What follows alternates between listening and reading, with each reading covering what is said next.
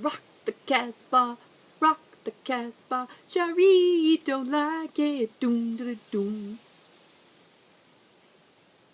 Oh my God. Have you been watching me? Oh my gosh. I'm so sorry. I'm so sorry you had to witness that. Here I am again. This is Julie Wurzer from Patch Abilities. Singing and stitching on my front porch. My favorite place to stitch. Singing a little Rock the Casbah by The Clash. What can I say? I am, as you may have noticed in a previous video, I'm working on a little star patriotic penny rug.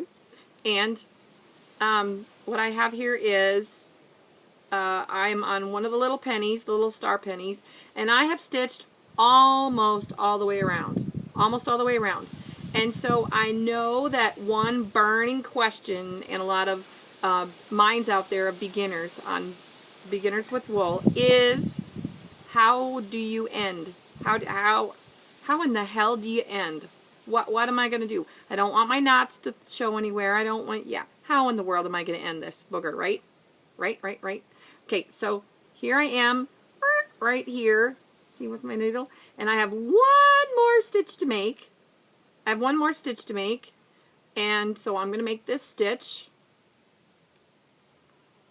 because I'm almost to the end. Whoop, ouch! I think I just got stung by a bee, a sweat bee. Yeah, okay, that's fantastic. Well, live video, folks, you know, you never know what can happen. Okay, yeah, that hurts. I have to go get a little baking soda pretty quick. Okay. It was either that or a fly. I don't know which. Okay. Well, we're going to hurry this along because I think the flies and the bees are thinking I'm a little pot of sugar. Which I am, but, you know, beside the point. Okay. So, where was I? Okay. So, here I am. I'm taking that last stitch. Get off of me. Seriously.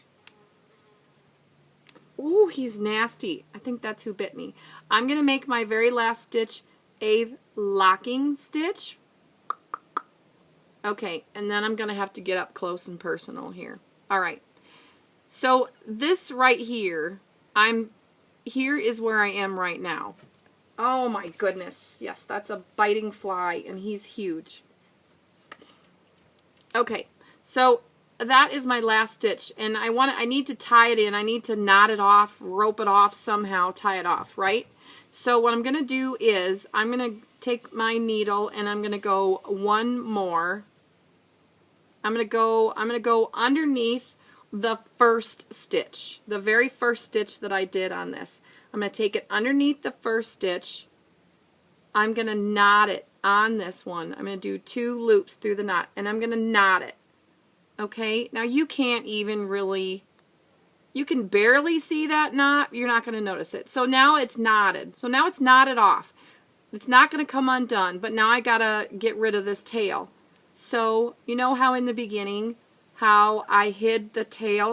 Seriously, flies. I hid the tail in between the layers, and that's what I'm going to do again. I am putting it, I'm running my needle between the 2 layers. I'm just sneaking it out the top here somewhere. Oops, sorry. Wanted you to see this. Okay, now I'm going to pull that just so that it's snug. But I'm not going to pull on this any harder than that because I don't want that to pull. I don't want that thread to pull down into the wool. Okay, so now I got this tail. Okay, with the needle in my mouth, I'm going to talk to you. And now I'm just going to snip this off, just real close, and bada bing, bada boom. If you can see it, just wiggle it a little bit with your fingernail. It'll kind of sink it down in there, and that's it. So I'm going to show you the edge. You can't even really tell where I started and stopped. I know where I did. It's right there. That's it. That's how I end. So that's how you can end your projects.